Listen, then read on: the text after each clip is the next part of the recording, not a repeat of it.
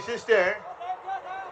अनेक जण सांगतात की इकडे आपल्या ओळखीचं कोणी नाहीये आणि नेमकी हीच गोष्ट महत्वाची आहे की आपण सर्व भारतीय आहोत, आपण सर्व हिंदुस्थानी आहोत.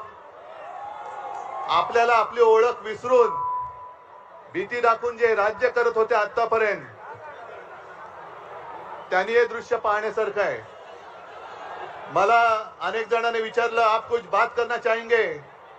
मैंने कहा मैं नहीं कुछ बात करना चाहता, लेकिन ये जन की बात है, ये अब दिल्ली वालों को सुनना होगा.